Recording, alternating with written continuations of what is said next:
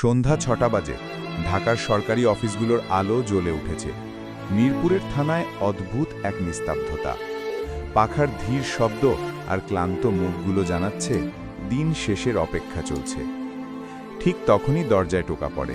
এক রোগা, ক্লান্ত, ধুলোমাখা মেয়ে ভেতরে উঁকি দেয়। মুখে উদ্বেগ, চোখে অশ্রু আর ভয়। বয়স মাত্র 18-19। কাঁপা গলায় বলে, স্যার, আমাকে সাহায্য করুন। বয়স্ক কনস্টেবল রহিম মিয়া পত্রিকা নামিয়ে ব্যঙ্গ করে বলেন, এটা আশ্রয় কেন্দ্র না, বাইরে যাও। মেয়েটি থমকে দাঁড়ায়, কিন্তু যায় না। চোখে জল এসে যায়। তবুও বলে, আমি ভিক্ষা চাই না স্যার, আমার ছোট বোন হারিয়ে গেছে। বোন হারিয়েছে? হাসে তরুণ কনস্টেবল হাসান। রহিম মিয়া গম্ভীর গলায় বলে, বস্তির মেয়েরা প্রায়ই পালায়, দুদিন পর নিজে ফিরে আসবে, আমাদের কাজ বাড়াস না। মেয়েটি এবার কাঁদতে কাঁদতে ঝোলার ভেতর থেকে একটি পুরনো ছবি বের করে। ছবিতে একটা ছোট্ট মেয়ে হাসছে। এই আমার বোন রুমা, মাত্র 10 বছর বয়স, কাল রাতে হারিয়ে গেছে। থানায় গিয়েছিলাম, তারা তাড়িয়ে দিয়েছে। পুরো ঘরে নীরবতা নেমে আসে, কিন্তু কেউ এগিয়ে আসে না।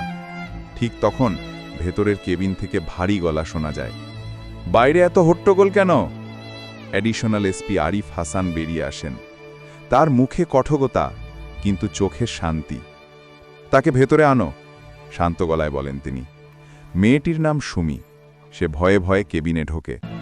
আরিফ গ্লাসে জল দেন, বলেন, ভয় পেও না মা, বসো।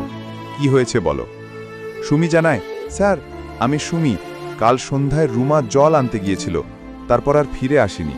সারা রাত খুঁজেছি, থানায় গিয়েছিলাম, তারা তাড়িয়ে দিয়েছে। সে ছবিটা টেবিলে রাখে। আরিফ ছবির দিকে তাকিয়ে স্থির হয়ে যান। তোমার বাবার নাম কি? কামাল হোসেন। এই নাম শুনেই আরিফের মুখ ফ্যাকাশে হয়ে যায়। তার চোখে অতীত ফিরে আসে। একা আগুনে পুড়ে যাওয়া রাত, বাবা মায়ের চিৎকার, আরেক শিশু যে এতিমখানায় বড় হয়েছে। তিনি সুমির হাতের পুরনো পোড়ার দাগে চোখ পড়ে। এই দাগটা কিভাবে হলো? সুমি বলে, শৈশবে আগুনে পুড়েছিলাম, বাবা আমাকে বাঁচিয়েছিলেন। আরিফের বুক কেঁপে ওঠে। তিনি উঠে দাঁড়ান, কাঁপা গলায় বলেন, সুমি, আমি তোমার ভাই আরিফ। তোমার বাবা কামাল হোসেন আমারও বাবা। মেয়েটি কিছুক্ষণ চুপ থাকে, তারপর হঠাৎ কেঁদে ওঠে, আপনি আমার ভাইয়া? দুজন একে অন্যকে জড়িয়ে ধরে কাঁদতে থাকে। আরিফ চোখ মুছে বলেন, চিন্তা করিস না, রুমাকে আমি খুঁজে আনব। তিনি ইন্টারকমে নির্দেশ দেন, সারা শহরে অ্যালার্ট জারি করো, সব থানা, সব চৌকি, সব রাস্তায় নাকাবন্দি করো, মেয়েটির ছবি পাঠাও। এই কেস এখন থেকে আমার তত্ত্বাবধানে। মুহূর্তেই অফিসে ঝড় ওঠে। ফোন বাজে, গাড়ির সাইরন বাজে, ওয়্যারলেসে খবর ছুটে যায়। মিরপুর থানায় আরিফের কল যেতেই ওসি নাজমুল ঘামতে শুরু করে।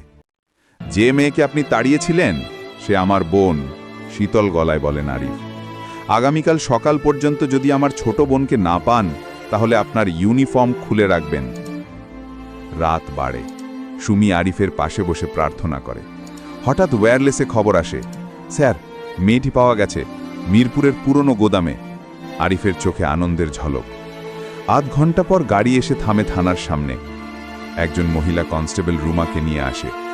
ময়লা জামা, ভীত চোখ, কাঁপা কণ্ঠ। সুমিকে দেখেই ছুটে এসে জড়িয়ে ধরে, দিদি। দুই বোন অনেকক্ষণ কাঁদে, আনন্দে, বাঁচার স্বস্তিতে। আরিফ তাদের পাশে দাঁড়িয়ে বলেন, এখন আমি আছি, তোমাদের আর কেউ ছুতে পারবে না। সেই রাতেই আরিফ দুই বোনকে নিয়ে তার বাড়ি ফেরেন। স্ত্রী নুসরাত অবাক হয়ে জিজ্ঞাসা করেন, এরা কারা? আরিফ বলেন, আমার বোনেরা, যাদের আমি বছর ধরে হারিয়ে ফেলেছিলাম। নুসরাতের চোখে জল আসে।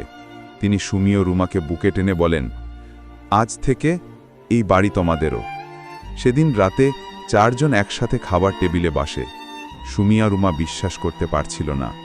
যে পৃথিবী একদিন তাদের তাড়িয়ে দিয়েছিল, সেই পৃথিবী আজ তাদের আপন করে নিয়েছে।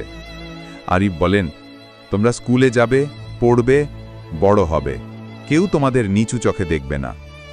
সেই রাতে ঢাকার আকাশে যখন বাতি নিভছিল, আরিফের বাড়ির জানালায় আলো জ্বলছিল। এটি শুধু একটি বাতির আলো ছিল না, এটি ছিল পুনর্মিলনের, ভালোবাসার ও নতুন জীবনের আলো। ভাগ্য তাদের গল্পের পাতা একদিন ছিঁড়ে ফেলেছিল, আজ সেই পাতাগুলো আবার জড়া লাগলো।